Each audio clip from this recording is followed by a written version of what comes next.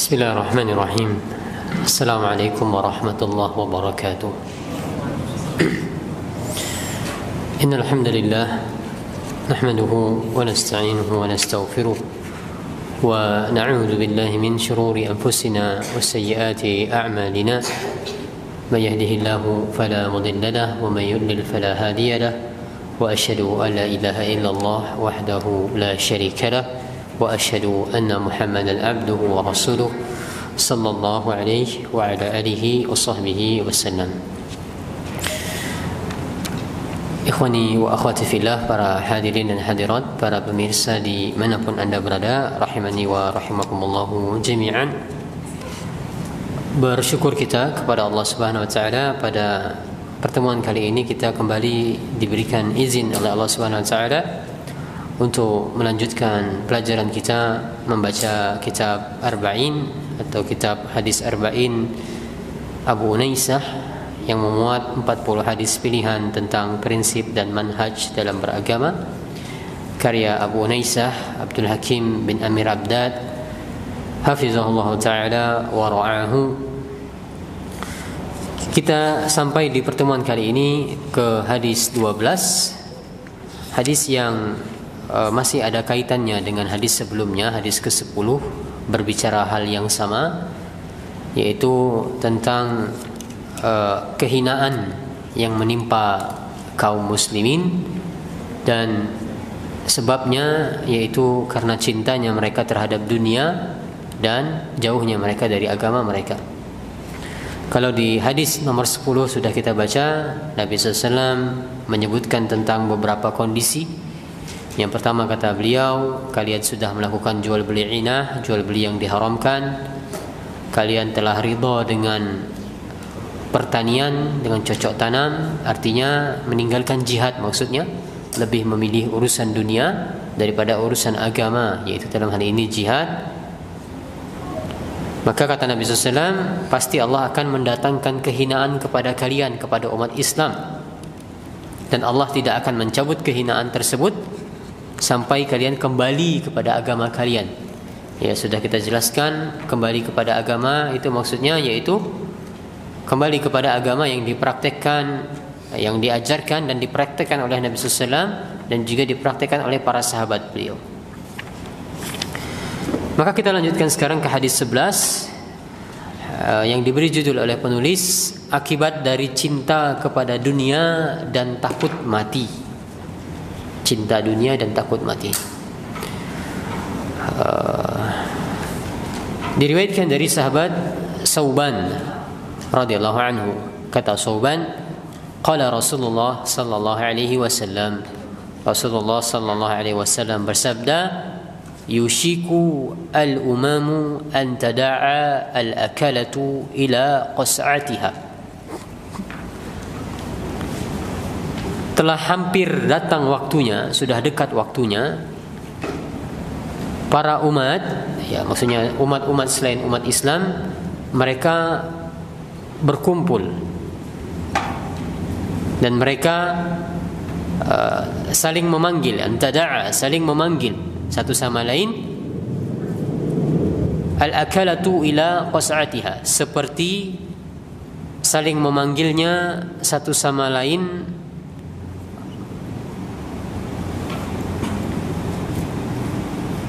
orang-orang yang akan makan dan berkumpul di atas piring yang besar. Ya. Pernah merasakan seperti ini? Kalau di luar negeri ini banyak sekali ya, terkhusus di tanah Arab ya, termasuk juga kalau kaum muslimin di negeri-negeri barat itu, karena mereka banyakkan orang-orang Arab, keturunan Arab, maka biasa mereka makan dari nampan yang besar. Kalau ada orang datang misalnya, itu dipanggil, ya, ta'al, ya, ikut makan, ayo ikut makan, padahal tidak kenal, ya, saling memanggil satu sama lain, ayo kita makan, ayo kita makan. Ini dihabiskan makanannya, ya, saling menyeru seperti itu untuk menghabiskan makanan di nampan yang besar ini. Ini fenomena yang banyak kalau di luar negeri. Wallahu alam, sepertinya kalau di tempat kita tidak terlalu familiar seperti ini. Nah, namun Nabi SAW memberikan permisalan seperti itu. Sebagaimana orang saling memakan, ayo kita makan ini, kita makan. Ada banyak makanan di sini. Nah, maka seperti itulah kata Nabi SAW, permisalan umat-umat yang mereka itu memanggil satu sama lain untuk menguasai orang-orang Islam. Ya. Jadi mereka saling menyeru satu sama lain, saling bekerja sama, dan tujuannya adalah untuk tadi, permisalannya adalah untuk memakan makanan. Sehingga dari permisalan itu yang pertama kita bisa ngambil pelajaran, sebagaimana saya sebutkan tadi, ya mereka saling bekerja sama, saling memanggil, ayo kita kerjain ini orang-orang Islam ini, ayo kita hajar ini, kita keroyok ini orang-orang Islam, kita keroyok bareng-bareng. Mereka saling memanggil, anta da'a, ayo. Orang kafir seperti itu. Kondisinya yang pertama. Yang kedua adalah Nabi SAW memberikan permisalan terhadap makanan, orang yang mau makan terhadap makanannya. Ini menunjukkan betapa mereka itu berhasratnya atas orang Islam, berhasrat untuk menghajar dan mengeroyok orang-orang Islam. Sebagaimana orang-orang yang dipanggil untuk makan, tentu dia berhasrat terhadap makanan yang ada di nampan yang besar ini. Ini faedah yang kedua dari permisalan tersebut. Dan faedah yang ketiga dari permisalan tersebut adalah menunjukkan betapa mudahnya mereka untuk mengambil. Orang dari makan dari nampan yang besar itu mau mengambil bagian yang mana itu mudah. Tidak ada yang menghalangi dia. Kondisinya mudah untuk mencabik-cabik dan untuk mengambilnya. Maka demikian kondisinya umat Islam. Ya, begitu mudahnya orang-orang kafir itu mereka untuk saling menyeru, bekerja sama, dan begitu berhasratnya mereka untuk memporak-porandakan umat Islam dan mengeroyok umat Islam. Ini sudah disampaikan oleh Nabi kita Muhammad SAW. Faqala qailun, maka ada salah seorang sahabat yang bertanya, wa min qillati nahnu yawma'id, apakah kami seperti itu kondisi kami umat Islam? Apakah disebabkan karena sedikitnya jumlah kami? Ya, logika kita menunjukkan orang yang dikeroyok itu lebih sedikit daripada jumlah orang yang mengeroyok, ya. Ya, orang yang mengeroyok dia lebih ramai, yang dikeroyok dia lebih sedikit. Makanya para sahabat, sebagian sahabat bertanya demikian, apakah kami dikeroyok oleh umat-umat selain umat Islam itu karena sedikitnya jumlah kami? Lalu kata Nabi SAW, bal antum yawma idzin katsir, bahkan jumlah kalian ketika itu sangat banyak. Bukan sebabnya itu jumlahnya yang sedikit, bukan keroyokannya itu keroyok karena kalian itu sedikit dikeroyok oleh orang-orang kafir yang lebih banyak, tidak. Akan tapi kondisinya kata Nabi SAW, walakinnakum ghusa'in ka ghusa'is sail, akan tetapi kondisi kalian ketika itu seperti buih di lautan. Apa yang bisa antum bayangkan? First impressionnya apa ketika mendengar buih di lautan itu? Yang jelas dia banyak. Yang kedua apa? Ikut arus terombang-ambing, bukan arus, ombak ya, terombang-ambing. Kemana ombak, kesana dia mengarah. Dan sepele, ringan, gampang pecah, gampang tercerai-berai. Ini permisalan umat Islam yang telah disampaikan oleh Nabi SAW 1400 tahun yang lalu. Jumlahnya banyak, terombang-ambing, tidak ada pegangan, dan dia sepele, sesuatu yang sepele, gampang mau dipecahkan, dicerai-beraikan itu gampang. Tak ada bobotnya, dan ya tidak ada pegangan. Maka sudah terjadi belum kondisi seperti ini? Sudah terjadi belum?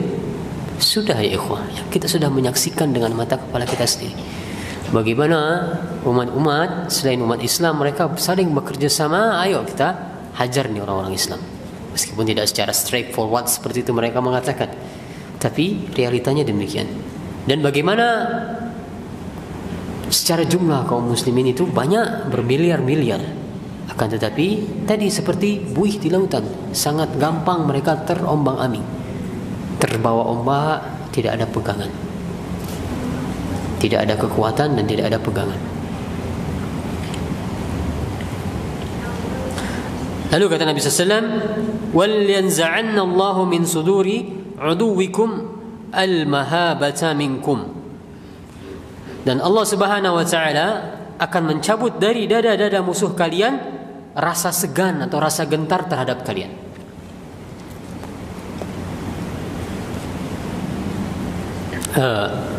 Sebagaimana sudah kita sampaikan pada pertemuan sebelumnya, kata Nabi SAW, nusirtu, aku ditolong oleh Allah Subhanahu wa taala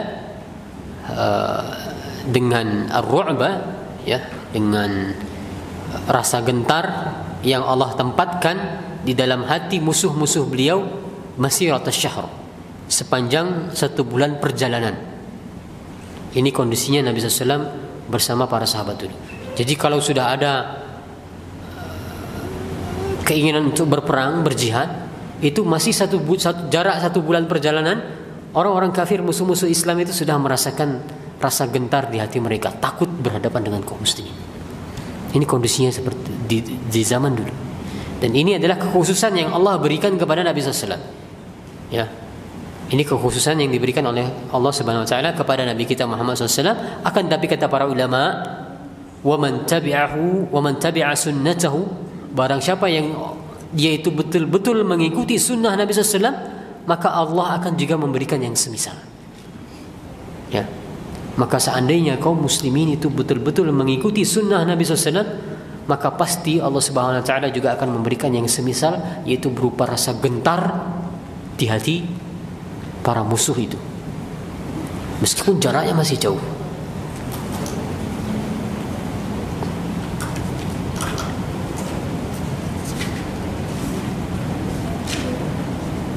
Wal yaghzifanna Allahu fi qulubikum al-wahna atau al-wahna, dan Allah memasukkan ke dalam hati setiap kamu atau setiap kalian yaitu penyakit al-wahn. Ya, Allah akan memasukkan ke dalam hati kalian penyakit al-wahn. Jadi ada penyakit yang namanya penyakit hati al-wahn. Apa itu al-wahn? Faqala qailun, maka para sahabat bertanya, ya Rasulullah, wa ma al-wahnu? Apa itu al-wahnu ya Rasulullah? Kata Nabi SAW, hubbud dunya wa karahiyatul maut, cinta dunia dan benci mati. Ya Allah alam, kalau saya pribadi lebih senang untuk menerjemahkannya karahiyah itu adalah benci, ya, bukan takut, ya. Kalau saya pribadi, ya, tapi kalau Ustaz Abdul Hakim di sini takut, ya. Maka itulah dia yang disebut sebagai penyakit al-wahn, hubbud dunya wa karahiyatul maut, cinta dunia dan juga benci kematian. Hadis ini sahih li ghairihi, diriwayatkan oleh Imam Abu Dawud, Imam Ahmad, dan juga diriwayatkan oleh Abu Nuaim dalam kitabnya Al-Hilyah. Maka ikhwani fillah rahimani wa rahimakumullahu jami'an, hadis ini merupakan salah satu hadis yang agung di dalam agama kita, dan pembahasannya sebagaimana sudah saya sampaikan mirip dengan hadis sebelumnya tentang kehinaan yang menimpa kaum muslimin, yang itu disebabkan oleh perbuatan mereka sendiri, yaitu mereka lebih memilih kehidupan dunia dan mereka meninggalkan agama mereka. Kalau di hadis sebelumnya secara jelas Nabi SAW mengatakan kalian akan senantiasa seperti itu sampai kalian kembali kepada agama kalian. Sampai kembali baru Allah kemudian akan mencabut kehinaan tersebut. Maka dari hadis nomor 11 ini kita kemudian bisa mengambil beberapa pelajaran.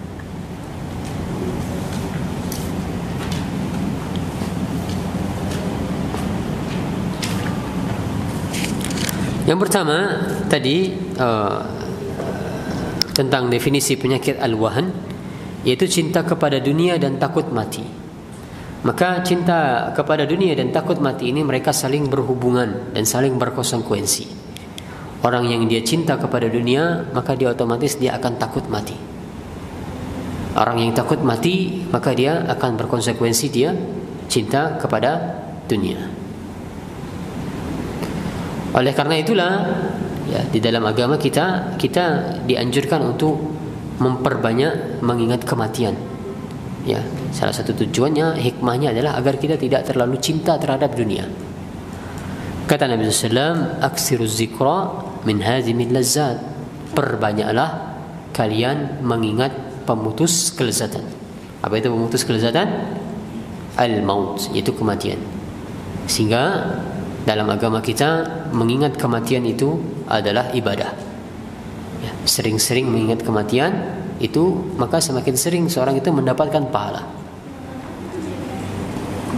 Ya, yang salah satu caranya kalau mau mengingat kematian itu, ya, satu bertakziah kalau ada orang yang datang, orang yang meninggal, maka didatangi, atau bisa juga berziarah ke kuburan, berjalan di kuburan, melihat-lihat kuburan. Maka ini diantara bentuk mengingat kematian. Atau secara gaib saja ya, kita mengingat-ingat hadis-hadis tentang kematian, perjalanan panjang setelah kematian, maka ini termasuk az-zikra, yaitu termasuk mengingat kematian. Dan mengingat kematian itu ada banyak sekali faedahnya, sebagaimana diantaranya disebutkan oleh Nabi SAW sendiri ketika beliau mengatakan aksiru zikra hazimil lazzat, perbanyaklah kalian mengingat pemutus kelezatan. Lalu kata Nabi SAW, faedahnya apa? Ma zakarahu ahadun fi diqi min al-aishi illa wasa'ahu alaih wala fi sa'ati illa dayyaqahu alaih. Tidaklah orang itu dia mengingat kematian di saat kehidupannya sempit, maka ia akan menjadi lapang kehidupannya itu. Ya. Di saat kita sedang mendapatkan berbagai kesulitan duniawiyah, maka ingatlah kematian. Itu kata Nabi SAW, kemudian bisa melapangkan urusan kita itu. Dan sebaliknya, jika seseorang itu dia kehidupannya lapang, Allah bukakan bagi dia dunia, bisnisnya sedang naik-naiknya, ya, pertambahan angka di rekeningnya sedang lancar-lancarnya, maka jika orang yang demikian dia mengingat kematian, kata Nabi SAW, hikmahnya adalah dia tidak akan tertipu dengan dunia. Dalam artian dia tidak menjadi lalai terhadap akhirat. Ya, dia tidak menjadi lalai terhadap akhirat. Kalau orang sedang dibukakan, sedang dilapangkan, lalu dia mengingat kematian, dia tidak akan tertipu dengan kehidupan dunia ini. Dan nasihat lainnya dari Imam Ad-Daqqaq, ya, kata Imam Ad-Daqqaq, keutamaan seorang yang banyak mengingat mati itu ada 3. Satu, bisa menyegerakan seseorang itu untuk bertaubat kalau banyak mengingat kematian. Yang kedua adalah dia akan memiliki hati yang qanaah, senantiasa merasa cukup. Yang ketiga adalah dia akan lebih bersemangat dalam beribadah. Ya, makanya ada salah satu dosen saya dulu waktu saya kuliah di perencanaan kota, ada yang bertanya, Pak, tata kota Islami itu seperti apa? Kalau kita mau membangun kota Islami itu seperti apa? Maka dijawab dosen ini, kalau mau menata kota secara Islami, bangunlah kota itu melingkar, seluruhnya menghadap ke arah tengah, dan di tengah-tengah ini adalah kuburan. Sehingga penduduk kota itu setiap hari senantiasa dia melihat ke arah kuburan, dan dia bisa mengingat kematian, sehingga dia bisa lebih bersemangat untuk beramal. Ya, bercanda maksudnya. Ya, tidak, ya sulit kalau kita mau mewujudkan kota seperti itu. Tapi intinya hikmahnya adalah yang namanya melihat kuburan, mengingat kematian itu kemudian bisa meningkatkan keislaman seseorang itu, ya, bisa meningkatkan amal perbuatannya. Maka tadi kita dianjurkan untuk banyak mengingat kematian. Dan terkait ini juga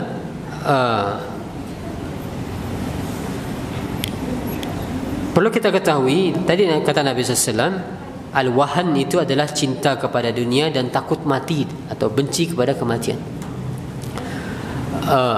Perlu kita ketahui, benci terhadap kematian itu atau takut terhadap kematian itu ada dua jenis. Ya, takut kepada kematian itu ada dua jenis. Ada takut yang boleh, ya, takut yang tabi'i, takut yang manusiawi. Ya. Bukan seseorang itu dia harus 100% tidak merasa takut terhadap kematian, tidak. Ya, ada takut terhadap kematian itu yang diperbolehkan. Yaitu takut yang disebut sebagai takut tabi'i. Takut tabi'i itu adalah takut yang manusiawi. Manusiawi seseorang itu dia takut terhadap kematian karena yang pertama adalah sakaratul maut, adalah proses yang sangat menyakitkan. Ya. Adalah proses yang sangat menyakitkan, maka manusiawi dia kalau dia merasa takut dengan kematian. Dan inilah yang ditanyakan oleh Aisyah. Ya, pada suatu waktu Nabi SAW pernah bersabda, "Man ahabba liqa Allahi ahabba Allahu liqa'ahu, wa man kariha liqa Allahi kariha Allahu liqa'ahu." Kata Nabi SAW, barang siapa yang dia suka berjumpa dengan Allah, maka Allah juga suka untuk berjumpa dengannya.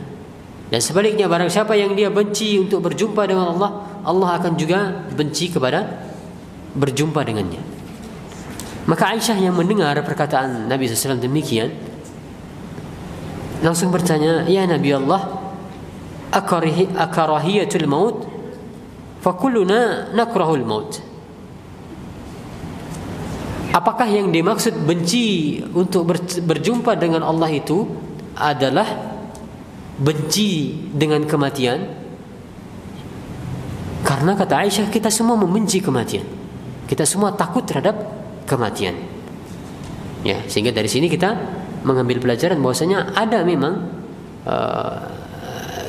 atau diperbolehkan memang seseorang itu dia takut terhadap kematian. Yang takutnya itu merupakan takut yang tabi'i, takut yang manusiawi karena ada rasa sakitnya dan seterusnya. Ya. Maka kata Nabi SAW, bukan begitu maksudnya. Ya.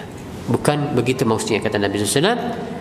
Seorang mukmin jika diberi kabar gembira dengan rahmat, keridhaan serta surga Allah tentang berbagai kenikmatan di akhirat nanti, maka dia akan suka untuk bertemu dengan Allah, maka Allah pun suka untuk berjumpa dengannya. Sedangkan orang kafir, jika dia diberi kabar dengan siksa dan murka Allah, dia pun merasa khawatir ketika berjumpa dengan Allah, lantas dia pun tidak suka untuk berjumpa dengannya. Sehingga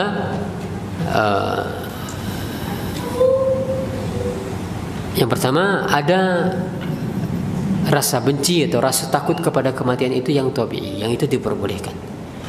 Nah, yang tidak diperbolehkan itu adalah rasa takut atau rasa benci terhadap kematian saking cintanya dengan dunia. Ya, dia ingin selama-lamanya tinggal di dunia ini. Dia ingin selama-lamanya tinggal di dunia, makanya dia benci untuk mati.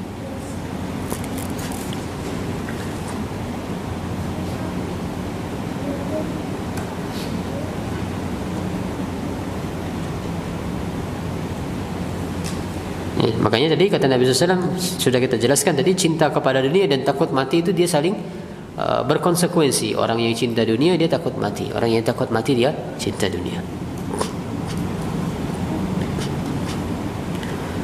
Nah, sehingga dari pembahasan itu juga pertanyaan berikutnya, apakah kemudian seseorang itu dianjurkan untuk meminta kematian? Oh, saya tidak takut mati, saya tidak benci mati. Apakah kemudian dianjurkan untuk meminta kematian? Maka jawabannya tidak. Ya, ini sesuatu yang berbeda. Ya. Orang yang dia tidak takut terhadap kematian itu bukan berarti kemudian dianjurkan untuk meminta kematian, tidak.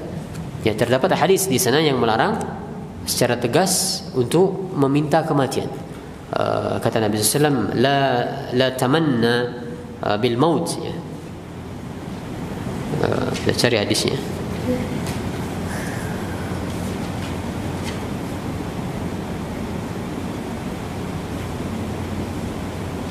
Ya, la yatamanna ahadukum al-mauta, kata Nabi SAW, tidak boleh salah seorang di antara kalian itu berkeinginan untuk mati. Tidak boleh. Ya, sehingga ada diskusi yang panjang di sana di kalangan para ulama. Akan tapi kesimpulannya, pada asalnya seseorang itu tidak diperbolehkan dia meminta kematian kepada Allah Subhanahu wa taala. Tidak boleh dia minta mati, dan dalam sebagian hadis secara tegas dikatakan kalau seseorang itu dia mendapatkan cobaan dunia, kasusnya. Ya, banyak di antara kita terkadang kaum muslimin ketika dia sedang sulit-sulitnya menghadapi kehidupannya, ya, kesempitan ekonomi dan seterusnya, rasanya pengen mati aja, ya. Seperti itu banyak kaum muslimin yang mengatakan, ya. Bahkan tidak hanya ingin, kemudian mereka merealisasikannya karena kesempitan dunia, ya, merealisasikan sebagiannya bunuh diri, ya. Maka seperti ini yang tidak boleh, berkeinginan untuk mati karena berbagai kesulitan dunia yang dihadapinya. Hukumnya tidak diperbolehkan memiliki keinginan untuk mati. Akan tapi ada beberapa kondisi yang seseorang itu diperbolehkan dia mengharapkan kematian. Yang pertama, kalau dia mendapatkan cobaan dalam hal agamanya, ya, dia terjadi fitnah yang luar biasa di tengah-tengah kaumnya misalnya, maka diperbolehkan dia kemudian berharap mati agar dia bisa menyelamatkan agamanya, ya, agar dia bisa selamat, tidak terjerumus dalam fitnah agama tersebut. Ya, misalnya ya pemimpin atau bagaimana caranya di sekelompok masyarakat di tengah-tengah kaum tersebar luas kesyirikan dan ada paksaan di sana untuk mengikuti kesyirikan ini, untuk mempraktekkan kesyirikan seperti ini, fitnah yang sangat besar. Ya, maka boleh seseorang dalam kondisi demikian dia berharap mati saja agar jangan sampai dia khawatir dia nanti ujung-ujungnya ikut melakukan kesyirikan misalnya. Ya. Maka dalam kondisi seperti ini, kalau cobaannya itu adalah cobaan agama, terkait agama dia, terkait keimanan dia, terkait agamanya, maka diperbolehkan seorang itu kemudian dia berangan-angan untuk mati.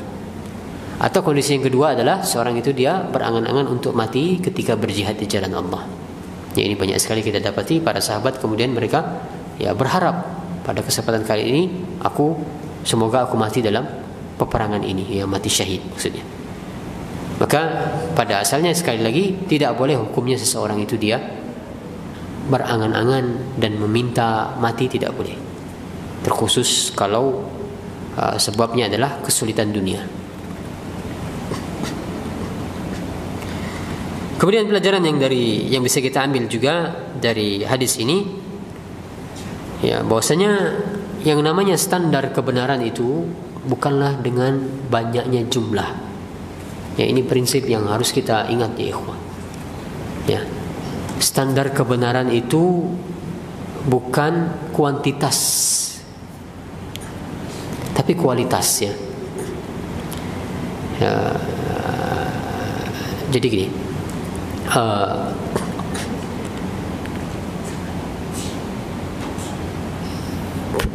agama kita itu lebih menekankan kualitas dibandingkan kuantitas. Ya, agama kita agama yang lebih menekankan kualitas daripada kuantitas. Dalam beberapa hal, salah satunya adalah dalam hal ibadah, juga dalam hal amal. Amal itu yang lebih ditekankan adalah kualitasnya, bukan kuantitasnya. Lihat Allah katakan dalam surat Al-Kahfi, liyabluwakum ayyukum ahsanu amala. Allah menguji kalian, liyabluwakum ayyukum, menguji kalian siapa di antara kalian itu yang paling ahsan amalnya. Paling ahsan, paling baik maksudnya adalah yang paling berkualitas amalnya. Allah tidak mengatakan liyabluwakum ayyukum aktsaru amala, tidak. Untuk menguji kalian siapa di antara kalian yang paling banyak amalnya, tidak. Karena di dalam agama kita prinsipnya kualitas nomor satu, bukan kuantitas. Ya. Dalam hal amal, apa yang menentukan kualitas? Yang pertama, ikhlasnya. Yang kedua, ittiba'nya, sejauh mana dia ikhlas, sejauh mana dia mengikuti Nabi SAW. Yang ketiga adalah dalam hal amal juga adalah yang menentukan kualitas adalah kedawamannya, sebagai sejauh mana dia istiqamah dalam melakukan amalan tersebut. Ya, makanya kata Nabi SAW, ahabbul a'mali ilallah adwamuha wa in qalla. Amalan yang paling dicintai oleh Allah Subhanahu wa taala yang paling konsisten meskipun jumlahnya sedikit. Nah, lihat Nabi SAW mengatakan meskipun jumlahnya sedikit, karena jumlah itu tidak penting. Yang penting adalah konsistennya. Yang konsisten ini termasuk dalam salah satu indikator kualitas tadi. Ya, termasuk dalam indikator kualitas.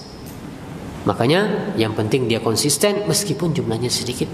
Bukan yang penting banyaknya terlebih dahulu, tidak. Maka ini salah satu contoh dalam agama kita yang namanya kualitas itu lebih ditekankan. Termasuk juga dalam hal standar kebenaran. Ya. Standar kebenaran itu bukanlah banyaknya orang yang mengikutinya. Ya, makanya Syekh Muhammad bin Abdul Wahab mengatakan di antara perkara jahiliyah, masail jahiliyah itu adalah menjadikan banyaknya orang sebagai standar kebenaran. Ini di antara perkara jahiliyah. Kebiasaan orang-orang jahiliyah dulu seperti ini. Dia menjadikan standar benar atau tidak itu dia lihat jumlah yang lebih banyak mana. Nah, kalau itu jumlahnya lebih banyak, ini pasti benar. Tidak demikian. Ya. Di dalam agama kita itu ya kebenaran. Ya, bahkan dalam banyak kasus orang yang dia lebih cenderung kepada kebenaran itu adalah orang yang lebih sedikit. Lihat kata Allah Subhanahu wa taala, wa qalilun min ibadi yashkur. Sedikit hambaku yang bersyukur itu sedikit.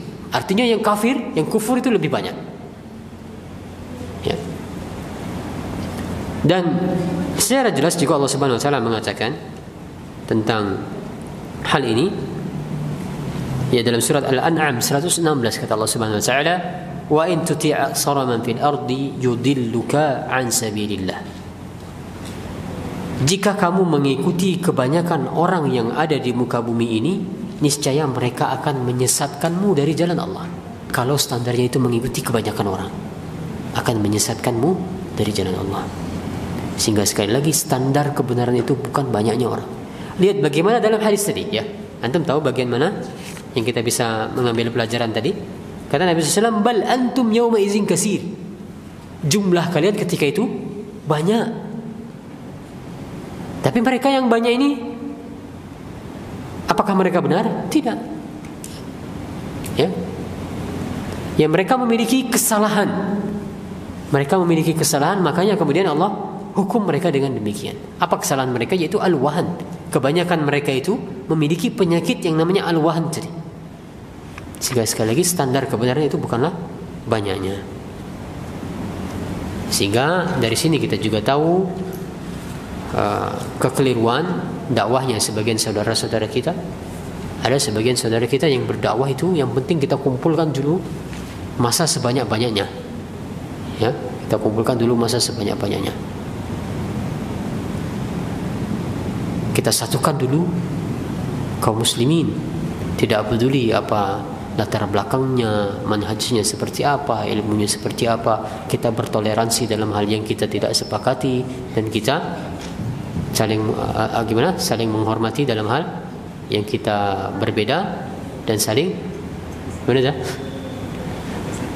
prinsipnya gimana? Saling menghormati dalam hal yang kita tidak sepakati dan saling apa? Yang dalam hal yang kita sepakati apa? Saling mendukung apa?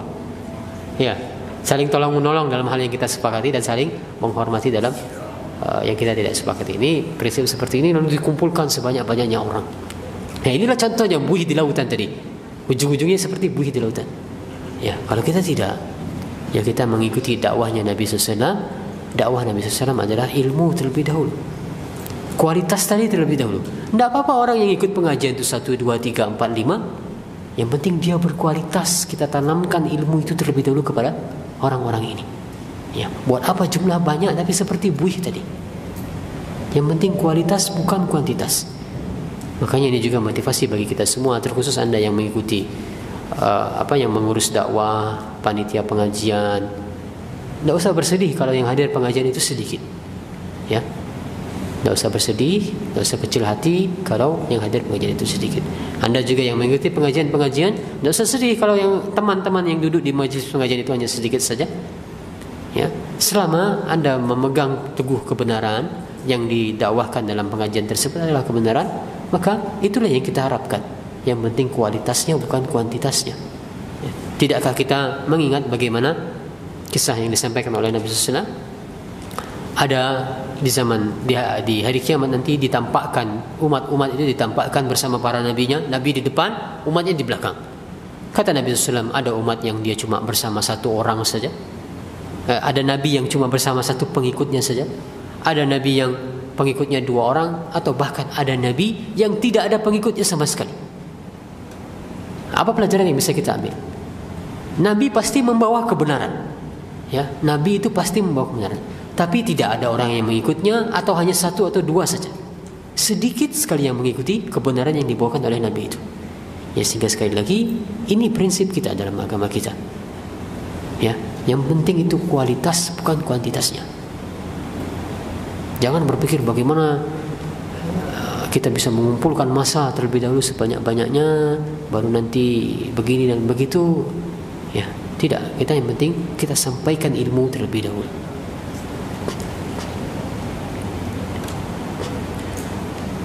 Kemudian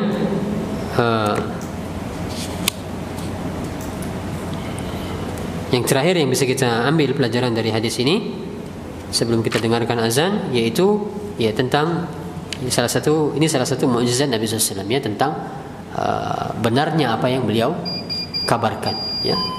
Jadi kita sampaikan bahwasanya ya sudah terjadi di zaman ini seperti ini, bagaimana musuh-musuh umat Islam mereka saling menyeru untuk memporak-porandakan umat Islam. Secara mudah mereka memecah belah kaum muslimin, menghajar kaum muslimin dan mengkeroyok kaum muslimin. Maka benarlah apa yang telah disabdakan oleh Nabi kita Muhammad SAW 1400 tahun yang lalu. Itu yang bisa saya sampaikan pada kesempatan kali ini. Lebih kurangnya mohon maaf, mudah-mudahan ada manfaatnya. Kalau ada pertanyaan silahkan dituliskan. Wassalamualaikum warahmatullahi wabarakatuh.